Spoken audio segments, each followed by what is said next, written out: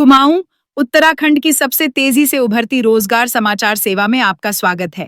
सभी तरह की प्राइवेट और गवर्नमेंट जॉब्स के अपडेट्स पाने के लिए हमें सब्सक्राइब करें और हमारी वेबसाइट rojgarforyou.com पर विजिट करते रहें। हम सभी प्रमुख सोशल मीडिया प्लेटफॉर्म्स पर उपलब्ध हैं। नमस्कार और स्वागत है।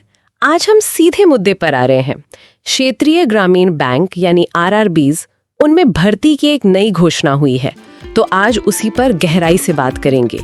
ये वो बैंक हैं जो हमारे गांवों तक बैंकिंग सर्विसेज पहुंचाते हैं ना? बिल्कुल। हमारे पास है IBPS, institute of banking personal selection, उनकी ऑफिशियल नोटिफिकेशन CRP RRBs 14 के लिए। CRP मतलब कॉमन रिक्रूटमेंट प्रोसेस। ये पूरा PDF दस्तावेज है हमारे सामने जी। तो आज का मकसद क्या है? इसमें जो बारीकियां हैं उन्हें समझना, कौन से पद हैं, कौन अप्लाई कर सकता है, डेट्स क्या हैं, सिलेक्शन कैसे होगा, मतलब पूरी चीज को खोल कर देखेंगे। बिल्कुल बिल्कुल। और ये बहुत बड़ा मौका है उन लोगों के लिए जो बैंकिंग सेक्टर में अपना करियर देख रहे हैं, खासकर रूरल बैंकिंग में। तो कोशिश करेंगे कि इस नोटिफिकेशन के जो मेन पॉइंट्स हैं उन पे फोकस करें ताकि पूरी प्रक्रिया एकदम साफ हो जाए। मुझे यहाँ 2 ग्रुप दिख रहे हैं, ग्रुप A ऑफिसर्स और ग्रुप B ऑफिस असिस्टेंट्स। हाँ, सही कहा। ग्रुप ए में आपको स्केल 1, 2 और 3 के ऑफिसर्स मिलेंगे, मतलब असिस्टेंट मैनेजर, मैनेजर और सीनियर मैनेजर लेवल के पद। और ग्रुप बी में है ऑफिस असिस्टेंट्स मल्टीपर्पस, ये समझ लीजिए क्लर्क लेवल की पोस्ट है। अच्छा। और इन दोनों ग्रुप्स के लिए सिलेक्शन का तरीका वो अलग अलग है। हाँ, ये जानना जरूरी है। तो जो सबसे ज्यादा लोग अप्लाई करते होंगे, शायद ऑफिस असिस्टेंट और स्केल 1 ऑफिसर, उनका प्रोसेस क्या है? इनके लिए 2 स्टेज का एग्जाम है। पहले एक प्रिलिमिनरी एग्जाम होगा, मतलब प्रारंभिक परीक्षा। ठीक है। और फिर एक मेन एग्जाम यानी मुख्य परीक्षा। अब यहाँ एक फर्क है, ऑफिस असिस्टेंट का जो फाइनल सिलेक्शन है वो सिर्फ मेन एग्जाम के मार्क्स पर होगा, इसमें इंटरव्यू नहीं है। अच्छा, ऑफिस असिस्टेंट के लिए इंटरव्यू नहीं है। स्केल 1 में प्री, मेन और फिर इंटरव्यू। एग्जैक्टली। और जो सीनियर पद हैं, स्केल 2 और स्केल 3 ऑफिसर्स, उनके लिए उनका प्रोसेस थोड़ा अलग है। उनके लिए सिर्फ एक ही ऑनलाइन एग्जाम होगा, सिंगल ऑनलाइन एग्जामिनेशन। सिर्फ एक एग्जाम? हाँ, और उस एग्जाम के बाद सीधा इंटरव्यू। प्रीलिम्स वाला चक्कर नहीं है इनके लिए। ये इंटरव्यू जो है वो नोडल RRBs करवाते हैं, नाबार्ड और IBPS के सहयोग से। और ये उम्मीद है कि जनवरी या फरवरी 2026 के आसपास होंगे। अच्छा, एक बात और शुरू में ही साफ कर लेते हैं, ये जो पूरी भर्ती प्रक्रिया है CRP RRBs 14, इसकी वैलिडिटी कब तक है? मतलब जो फाइनल लिस्ट बनेगी। हाँ, ये जरूरी पॉइंट है। ये प्रोविजनल अलॉटमेंट की जो तारीख होगी उससे लेकर अगले 1 साल तक वैलिड रहेगी, या फिर जब तक अगली मतलब CRP RRBs 15 की प्रक्रिया शुरू नहीं हो जाती तब तक, इनमें से जो भी पहले हो। ठीक है, मतलब 1 साल का विंडो है मोटे तौर पर। जी बिल्कुल। अब बात करते हैं कि कौन कौन से बैंक इसमें शामिल हैं। नोटिफिकेशन में एक लिस्ट दी है टेबल A करके। इसमें राज्य, उनके RRB का नाम, हेड ऑफिस और वहाँ की लोकल भाषा बताई गई है। जैसे आंध्र प्रदेश ग्रामीण विकास बैंक के लिए तेलुगु चाहिए। हाँ, बिहार ग्रामीण बैंक के लिए हिंदी, महाराष्ट्र ग्रामीण बैंक के लिए मराठी, इस तरह से। ये लोकल भाषा वाला पॉइंट कितना अहम है, खासकर कुछ पोस्ट के लिए शायद ज्यादा जरूरी होगा। हाँ, ये ऑफिस असिस्टेंट और स्केल 1 ऑफिसर, इन 2 पदों के लिए बहुत ही ज्यादा महत्वपूर्ण है। सोचिए इनका काम क्या है? गांव के लोगों से सीधे जुड़ना, उनकी भाषा में बात करना। सही बात है। तो अगर आप उस राज्य की लोकल भाषा में माहिर नहीं है, मतलब प्रवीण नहीं है, तो दिक्कत आएगी। इसलिए ये जरूरी है। प्रवीण होने का मतलब क्या है? क्या इसके लिए कोई अलग से टेस्ट होगा या कैसे पता चलेगा? देखिए, नोटिफिकेशन साफ कहता है कि अगर कैंडिडेट ने क्लास 8 या उससे ऊपर उस स्टेट की जो निर्धारित भाषा है वो पढ़ी है एक सब्जेक्ट के तौर पर, तो उसे प्रवीण माना जाएगा। अच्छा, मतलब स्कूल में पढ़ी होनी चाहिए। हाँ, और अगर मान लीजिए नहीं पढ़ी है तो भी ऐसा नहीं है कि आप अप्लाई नहीं कर सकते। अगर आपका सिलेक्शन हो जाता है तो ज्वाइनिंग के बाद आपको 6 महीने का टाइम दिया जाएगा वो भाषा सीखने के लिए। ओह, ये तो काफी अच्छा है। हाँ, और जरूरत पड़े तो ये टाइम प्रोबेशन पीरियड के अंत तक बढ़ाया भी जा सकता है, तो सीखने का मौका मिलेगा जरूर। ठीक है, ये तो राहत की बात है कई लोगों के लिए। चलिए अब आगे बढ़ते हैं एलिजिबिलिटी पर। कौन लोग अप्लाई कर सकते हैं? नागरिकता तो क्लियर है, भारतीय नागरिक। हाँ, भारतीय नागरिक तो हैं ही, साथ में नेपाल और भूटान के नागरिक भी एलिजिबल हैं। और कुछ और कैटेगरीज भी हैं, जैसे तिब्बती शरणार्थी जो एक कट ऑफ डेट से पहले भारत आ गए थे, या कुछ भारतीय मूल के लोग जो कुछ देशों से माइग्रेट होकर आए हैं, पर उनके लिए भारत सरकार से एलिजिबिलिटी सर्टिफिकेट लेना पड़ता है। ओके। पर मेनली भारतीय नागरिकों के लिए है ये। उम्र की बात करते हैं। हैं? एज लिमिट क्या है? ये 1 सितंबर 2025 के हिसाब से देखी जाएगी। जी। ऑफिस असिस्टेंट के लिए उम्र होनी चाहिए 18 से 28 साल के बीच। 18 से 28। हाँ। ऑफिसर स्केल 1 यानी असिस्टेंट मैनेजर, उनके लिए 18 से 30 साल। स्केल 2 मैनेजर के लिए 21 से 32 साल और स्केल 3 सीनियर मैनेजर के लिए 21 से 40 साल। ये जनरल कैटेगरी के लिए है। हाँ, ये जनरल या अनारक्षित श्रेणी के लिए है। उनको 10 साल की छूट मिलती है। इसके अलावा भूतपूर्व सैनिकों, एक्स सर्विसमैन और कुछ विशेष कैटेगरीज जैसे विधवा या तलाकशुदा महिलाएं सिर्फ ऑफिस असिस्टेंट पद के लिए, उनके लिए भी आयु में छूट के प्रावधान हैं। ओबीसी वालों के लिए नॉन क्रीमी लेयर सर्टिफिकेट का भी कुछ बताया है शायद। हाँ, ये जरूरी है। ओबीसी कैंडिडेट्स को ये सुनिश्चित करना होगा कि उनका नॉन क्रीमी लेयर सर्टिफिकेट 1 अप्रैल 2025 को या उसके बाद जारी किया गया हो। इंटरव्यू या ज्वाइनिंग के टाइम ये दिखाना होगा। ओके, अब आते हैं एजुकेशनल क्वालिफिकेशन पर, यानी पढ़ाई लिखाई। ये 21 सितंबर 2025 तक पूरी हो जानी चाहिए। जी। ऑफिस असिस्टेंट और स्केल 1 के लिए क्या चाहिए? ये सबसे कॉमन पोस्ट्स हैं। इन दोनों के लिए किसी भी सब्जेक्ट में ग्रेजुएशन की डिग्री, मतलब स्नातक उपाधि, काफी है। बस मान्यता प्राप्त यूनिवर्सिटी से होनी चाहिए। कोई भी ग्रेजुएशन डिग्री चलेगी? हाँ, चलेगी, लेकिन स्केल लाइन में एक एक्स्ट्रा पॉइंट है। अगर किसी के पास agriculture, horticulture, forestry, animal husbandry, veterinary science, agricultural engineering, pisciculture, agricultural marketing, IT, management, law, economics या अकाउंटेंसी में डिग्री है तो उनको वरीयता दी जाएगी। अच्छा, मतलब प्लेन ग्रेजुएट भी अप्लाई कर सकते, पर इन फील्ड्स वालों को प्रेफरेंस मिलेंगी। हाँ, ये दिखाता है कि आरआरबीज को इन स्किल्स की जरूरत है अपने काम के लिए। सही है। और स्केल 2 और 3 के लिए तो शायद अनुभव भी चाहिए होगा। बिल्कुल। स्केल 2 और 3 के लिए ग्रेजुएशन में कम से कम 50% मार्क्स होना जरूरी है, साथ में अनुभव भी। स्केल 2 जनरल बैंकिंग ऑफिसर के लिए किसी भी बैंक या फाइनेंशियल इंस्टीट्यूशन में ऑफिसर के तौर पर कम से कम 2 साल का एक्सपीरियंस चाहिए। 2 साल? हाँ, और स्केल 3 सीनियर मैनेजर के लिए ये एक्सपीरियंस कम से कम 5 साल का होना चाहिए, किसी बैंक या फाइनेंशियल इंस्टीट्यूशन में मैनेजर या ऑफिसर के तौर पर। और जो स्पेशलिस्ट ऑफिसर्स हैं जैसे IT officer, law officer, CA, उनके लिए तो स्पेसिफिक क्वालिफिकेशन और एक्सपीरियंस चाहिए ही होगा। जैसे आईटी ऑफिसर के लिए इलेक्ट्रॉनिक्स, कम्युनिकेशन, कंप्यूटर साइंस या आईटी में डिग्री और साथ में कम से कम 50% मार्क्स और 1 साल का रिलेटेड फील्ड में एक्सपीरियंस। ओके। लॉ ऑफिसर के लिए लॉ में डिग्री, कम से कम 50% मार्क्स के साथ और एडवोकेट के तौर पर या किसी लॉ ऑफिस, बैंक में 2 साल का एक्सपीरियंस। चार्टर्ड अकाउंटेंट सीए के लिए ICAI सर्टिफाइड सीए होना और 1 साल का प्रैक्टिसिंग सीए का एक्सपीरियंस। इसी तरह ट्रेजरी, मार्केटिंग, एग्रीकल्चर ऑफिसर के लिए भी उनकी फील्ड से जुड़ी डिग्री और एक्सपीरियंस मांगा गया है। काफी स्पेसिफिक रिक्वायरमेंट्स है। जी हाँ। एक और चीज जो आजकल काफी सुनने में आ रही है, जी, क्रेडिट हिस्ट्री। उसका भी जिक्र है नोटिफिकेशन में? हाँ है, और ये अब सिलेक्शन प्रोसेस का एक हिस्सा बनता जा रहा है। नोटिफिकेशन में लिखा है कि कैंडिडेट को यह सुनिश्चित करना होगा कि ज्वाइनिंग के समय उनकी क्रेडिट हिस्ट्री अच्छी हो। अच्छी से मतलब सिबिल स्कोर या जो भी क्रेडिट स्कोर बैंक चेक करेगा वो संतोषजनक होना चाहिए। न्यूनतम स्कोर क्या होगा ये बैंक की अपनी पॉलिसी पर निर्भर करेगा। बेसिकली अगर आपका कोई लोन डिफॉल्ट है या स्कोर बहुत खराब है तो आपको ज्वाइनिंग में प्रॉब्लम आ सकती है। ये एक तरह से कैंडिडेट की फाइनेंशियल जिम्मेदारी को भी परखने का तरीका हुआ। हाँ, कह सकते हैं। जिनका सिबिल स्कोर अपडेटेड नहीं है या कोई इशू है उन्हें शायद बैंक से नो ऑब्जेक्शन सर्टिफिकेट NOC लाना पड़ सकता है। ये जरूरी पॉइंट है ध्यान रखने वाला। अब आरक्षण की बात कर लेते हैं। विकलांग व्यक्तियों PWD के लिए क्या प्रावधान है? इनके लिए आरक्षण the rights of persons with disabilities act 2016 के हिसाब से है। इसमें कई तरह की डिसेबिलिटीज कवर होती हैं, जैसे blindness, low vision, VI, deaf, hard of hearing, HI, locomotor disability जिसमें cerebral palsy, leprosy cured, dwarfism, acid attack victims, muscular dystrophy, OCLD आते हैं, और autism, intellectual disability, specific learning disability, mental illness, ID भी शामिल है। लेकिन आरक्षण का फायदा लेने के लिए शायद एक मिनिमम परसेंटेज ऑफ डिसेबिलिटी चाहिए। हाँ, कम से कम 40% की बेंचमार्क डिसेबिलिटी होनी चाहिए, तभी आप आरक्षण और दूसरी सुविधाओं जैसे स्क्राइब वगैरह के लिए एलिजिबल होंगे। अच्छा, स्क्राइब की बात आई, जो उम्मीदवार लिख नहीं सकते उनके लिए सहायक लेखक यानी स्क्राइब की सुविधा होती है। इसके क्या नियम है? ये अक्सर लोगों को कंफ्यूज करते हैं। हाँ, इसमें काफी डिटेल्स हैं। पहली बात, कैंडिडेट को अपना स्क्राइब खुद लाना होगा और उसका खर्चा भी खुद उठाना होगा। IBPS या बैंक स्क्राइब प्रोवाइड नहीं करेगा। ओके, स्क्राइब खुद लाना है। दूसरी बात, स्क्राइब की क्वालिफिकेशन, वो कैंडिडेट की जो मिनिमम क्वालिफिकेशन है परीक्षा के लिए उससे कम होनी चाहिए, लेकिन ऐसा भी नहीं कि बिल्कुल ही कम हो।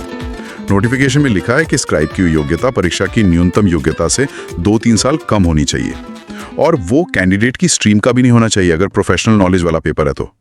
ये ध्यान रखना होगा। और स्क्राइब खुद उस परीक्षा का कैंडिडेट नहीं होना चाहिए। क्या सभी PWBD कैंडिडेट्स को स्क्राइब या एक्स्ट्रा टाइम के लिए मेडिकल सर्टिफिकेट देना पड़ता है? नहीं, यहाँ एक महत्वपूर्ण क्लैरिफिकेशन है।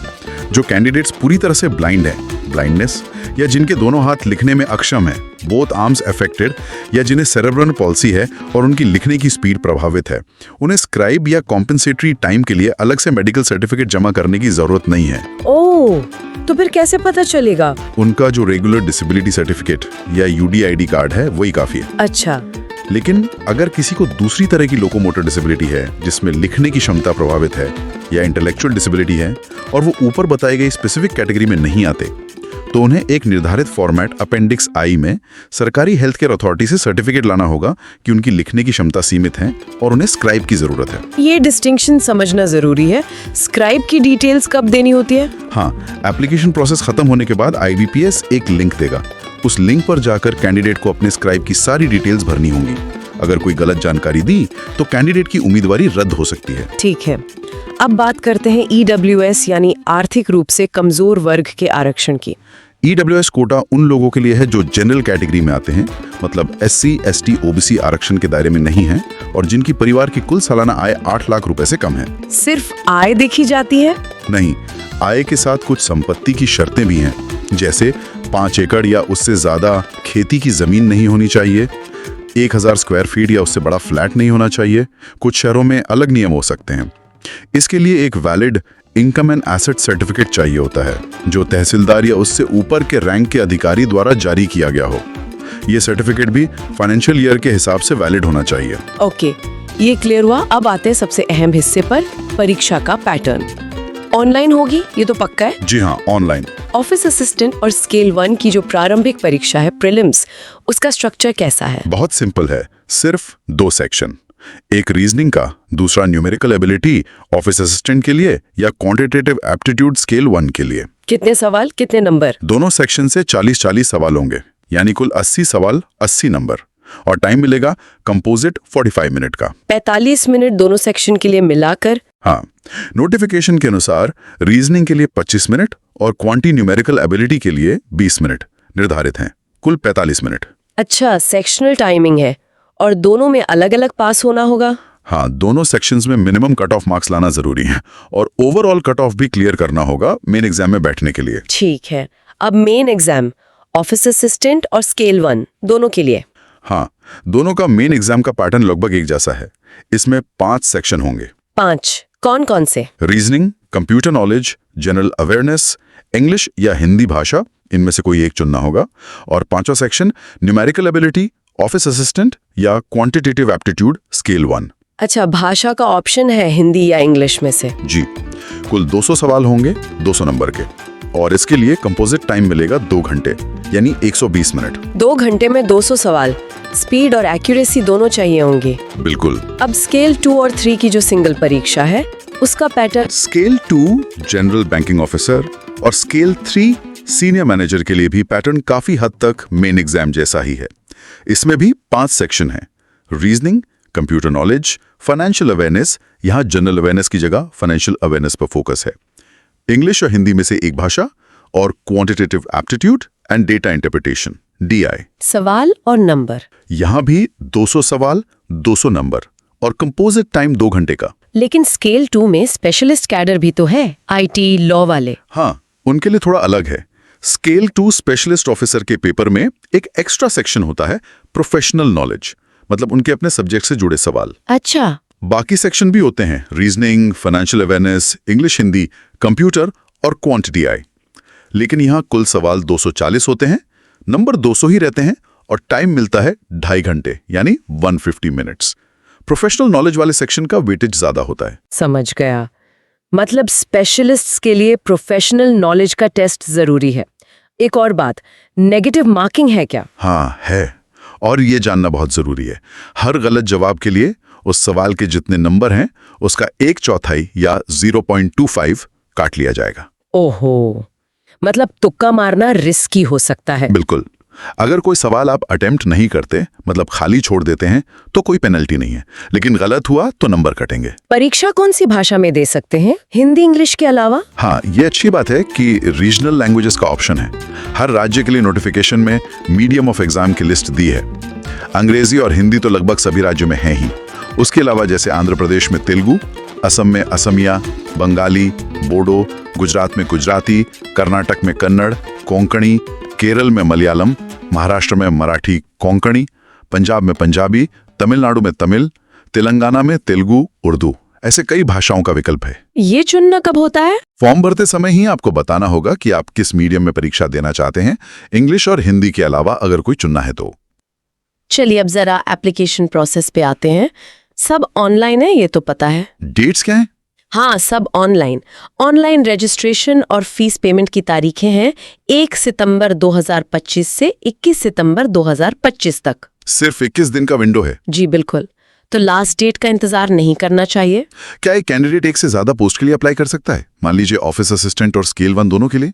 हाँ, कर सकता है। एक कैंडिडेट ऑफिस असिस्टेंट के लिए अप्लाई कर सकता है और साथ ही ऑफिसर स्केल 1, 2 या 3 में से कोई एक के लिए भी अप्लाई कर सकता है। लेकिन दोनों के लिए एप्लीकेशन अलग अलग भरनी होगी और फीस भी अलग अलग देनी होगी। अच्छा, फीस कितनी है? PWB कैंडिडेट्स को देने हैं 175 रुपीज, इसमें GST शामिल है। और बाकी सभी कैंडिडेट्स जनरल, OBC, EWS के लिए फीस है 850 रुपीज, GST सहित। और ऑफिस असिस्टेंट के लिए? ऑफिस असिस्टेंट के लिए भी सेम है। SC, ST, PWB, ex serviceman, DSM candidates के लिए 175 और बाकी सभी के लिए 850। ठीक है, अप्लाई कैसे करना है, स्टेप्स क्या हैं? सबसे पहले IBPS की वेबसाइट www.ibps.in पर जाना है। वहां होम पेज पर ही CRP फॉर RRBs का लिंक दिखेगा। उस पर क्लिक करके फिर आपको जिस पोस्ट के लिए अप्लाई करना है, जैसे CRP RRBs 14 recruitment of group B officers assistants या recruitment of group A officers scale I23, उस पर क्लिक करना है। फिर click here to apply online का बटन मिलेगा। नए यूजर हैं तो पहले click here for new registration पर जाकर अपना नाम, मोबाइल नंबर, ईमेल आईडी डालकर रजिस्ट्रेशन करना होगा। आपको एक प्रोविजनल रजिस्ट्रेशन नंबर और पासवर्ड मिलेगा। उसे संभाल कर रखना होगा। हाँ बिल्कुल। फिर उस रजिस्ट्रेशन नंबर और पासवर्ड से लॉगिन करके पूरा एप्लीकेशन फॉर्म भरना है, अपनी बेसिक डिटेल्स, क्वालिफिकेशन, एक्सपीरियंस वगैरह। डॉक्यूमेंट्स भी अपलोड करने होंगे। हाँ, ये जरूरी स्टेप है। आपको अपनी फोटो, सिग्नेचर ब्लैक इंक से, लेफ्ट थंब इम्प्रेशन, बाएं अंगूठे का निशान ब्लैक या ब्लू इंक में और एक हाथ से लिखी हुई डिक्लेरेशन अपलोड करनी होगी। हाथ से लिखी डिक्लेरेशन, उसका टेक्स्ट कहाँ मिलेगा? उसका टेक्स्ट नोटिफिकेशन में ही दिया हुआ है। वही टेक्स्ट आपको सादे सफेद कागज पर काली स्याही से खुद लिखना है और फिर स्कैन करके अपलोड करना है। ओके, और क्या अपलोड करना है? अगर आप SC, ST, OBC, EWS, PHB category में आते हैं तो आपको अपना सर्टिफिकेट भी अपलोड करना पड़ सकता है और 10वीं का सर्टिफिकेट या मार्कशीट भी उम्र के प्रूफ के लिए मांगी जा सकती है। इस बार एक नया ऑप्शन भी है, वेबकैम से लाइव फोटो कैप्चर करने का। अच्छा। हाँ, आप चाहें तो फॉर्म भरते समय वेबकैम से अपनी फोटो खींचकर अपलोड कर सकते हैं और डिजी लॉकर को भी इंटीग्रेट किया गया है, जिससे आप अपने डॉक्यूमेंट्स वहां से सीधे फेच कर सकते हैं। पर यह स्वैच्छिक है, जरूरी नहीं। और आखिर में फीस पेमेंट? हाँ, सारा फॉर्म भरने और डॉक्यूमेंट्स अपलोड करने के बाद ऑनलाइन पेमेंट गेटवे के जरिए फीस भरनी होगी। फीस के बाद ई-रसीद और फाइनल एप्लीकेशन फॉर्म का प्रिंटआउट जरूर ले लें।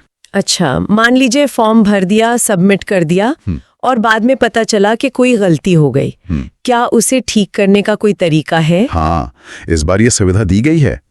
एप्लीकेशन विंडो बंद होने के बाद IBPS आमतौर पर 2-3 दिन के लिए एक एडिट विंडो खोलेगा। Edit window? हाँ, इसमें आप 200 रुपए प्लस GST की नॉन रिफंडेबल फीस देकर अपने एप्लीकेशन फॉर्म में कुछ करेक्शन कर सकते हैं। कुछ भी एडिट कर सकते हैं? नहीं, सब कुछ नहीं। कुछ बेसिक चीजें हैं क्या आप एडिट नहीं कर पाएंगे, जैसे आपका नाम, ईमेल आईडी, मोबाइल नंबर, आपने किस राज्य के लिए अप्लाई किया है, किस पोस्ट के लिए अप्लाई किया है और आपकी राष्ट्रीयता। ओ, तो ये चीजें तो बहुत ध्यान से भरनी होंगी। बिल्कुल। कैटेगरी बदलने का ऑप्शन हो सकता है, लेकिन अगर आप हायर फीस कैटेगरी से लोअर फीस कैटेगरी में जाते हैं, जैसे जनरल से SC ST, तो फीस रिफंड नहीं होगी।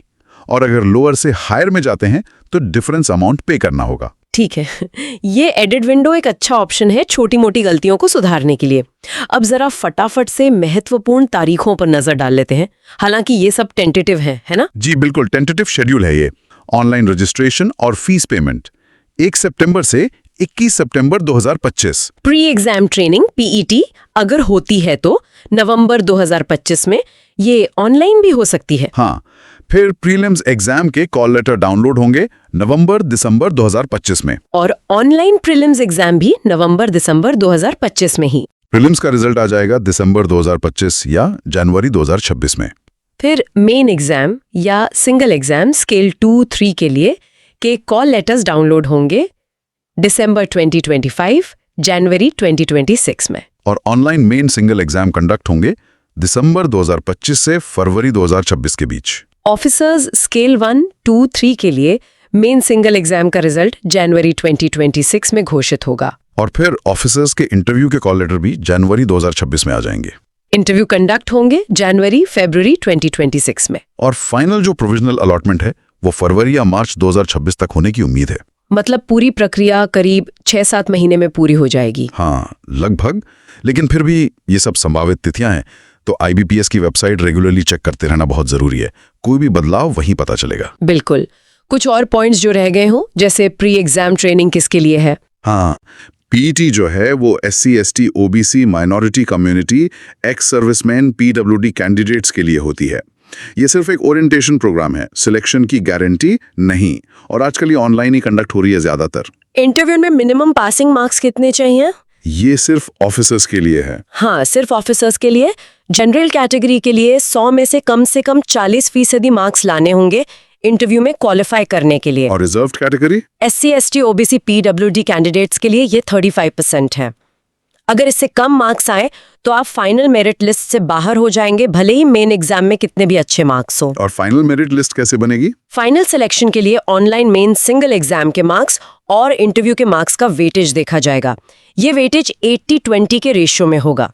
मतलब 80% वेटेज ऑनलाइन एग्जाम का और 20% इंटरव्यू का। अच्छा, मतलब ऑनलाइन एग्जाम का वेटेज काफी ज्यादा है। हाँ, इंटरव्यू के टाइम सारे ओरिजिनल डॉक्यूमेंट्स लेकर जाने होंगे वेरिफिकेशन के लिए। फाइनल अलॉटमेंट का क्या प्रोसेस है? वो कैंडिडेट की मेरिट और उसके द्वारा फॉर्म में भरी गई बैंकों की प्रेफरेंस के आधार पे होगा। ऑफिस असिस्टेंट और स्केल I का अलॉटमेंट सिर्फ उसी राज्य के RRB में होगा जिसके लिए आपने अप्लाई किया है। आप दूसरे राज्य में ट्रांसफर नहीं मांग सकते। रिजर्व लिस्ट भी बनती है क्या? हाँ, एक रिजर्व लिस्ट भी बनाई जाती है जो प्रोविजनल अलॉटमेंट के बाद लगभग 1 साल तक वैलिड रहती है। अगर कोई कैंडिडेट ज्वाइन नहीं करता या और वैकेंसीज आती हैं तो इस लिस्ट से कैंडिडेट्स को मौका मिल सकता है। परीक्षा केंद्र पर आइडेंटिटी वेरिफिकेशन का क्या? हाँ, वो बहुत जरूरी है। आपको अपना कॉल लेटर, एक ओरिजिनल फोटो ID प्रूफ जैसे Aadhaar card, PAN card, voter ID और उसकी एक फोटोकॉपी लेके जानी होगी। वहां आपकी फोटो खींची जा सकती है, बायोमेट्रिक वेरिफिकेशन जैसे थंब इंप्रेशन हो सकता है और आधार ऑथेंटिकेशन भी किया जा सकता है। और क्या चीजें ले जाना मना है? Mobile phone, pager, calculator, smart watch, camera, Bluetooth device, कोई भी इलेक्ट्रॉनिक गैजेट, किताबें, नोट्स, ये सब सख्त मना है। अगर पकड़े गए तो मुश्किल हो सकती है। और अगर कोई चीटिंग या किसी गलत तरीके का इस्तेमाल करता है तो उसके परिणाम बहुत गंभीर होंगे। न सिर्फ उस कैंडिडेट को डिस्क्वालीफाई कर दिया जाएगा, बल्कि उसे भविष्य की IBPS परीक्षाओं से भी बैन किया जा सकता है। साथ ही कानूनी कार्रवाई भी हो सकती है। नोटिफिकेशन में खास तौर पर the public examinations prevention of unfair means act 2024 का जिक्र है, जो इस मामले में सजा को और सख्त बनाता है। तो ईमानदारी से परीक्षा देना ही सबसे अच्छा है। बिल्कुल। तो ये थी IBPS RRB XIV भर्ती प्रक्रिया की एक काफी विस्तृत जानकारी। बहुत सारे पॉइंट्स हैं इसमें, खासकर एलिजिबिलिटी, रिजर्वेशन, एग्जाम पैटर्न और एप्लीकेशन प्रोसेस से जुड़े। उम्मीदवारों को मेरी सलाह यही रहेगी कि नोटिफिकेशन को एक बार खुद भी बहुत ध्यान से पढ़ें। हाँ बिल्कुल। और एक बात मैं आखिर में जोड़ना चाहूंगा, RRB में नौकरी पाना सिर्फ एक एग्जाम पास करने जैसा नहीं है। ये असल में भारत के ग्रामीण क्षेत्र से, वहां की अर्थव्यवस्था से, वहां के लोगों से सीधे जुड़ने का एक मौका है। सही कहा। तो यहाँ सफल होने के लिए सिर्फ बैंकिंग नॉलेज काफी नहीं है। आपको उस जगह की लोकल भाषा, वहां की जरूरतें, वहां की चुनौतियों को भी समझना होगा। ये सिर्फ एक जॉब नहीं, ये एक बहुत बड़ी जिम्मेदारी भी है। बहुत अच्छी बात कही आपने। तो इस पर जरूर सोचिएगा, क्या तैयारी सिर्फ सिलेबस तक ही है या आप उस बड़ी भूमिका के लिए भी तैयार हैं जो ये नौकरी आपसे मांगेगी। इसी सवाल के साथ आज की ये चर्चा यहीं समाप्त करते हैं। अगली बार फिर मिलेंगे कुछ नई जानकारी के साथ। नमस्कार। नमस्कार।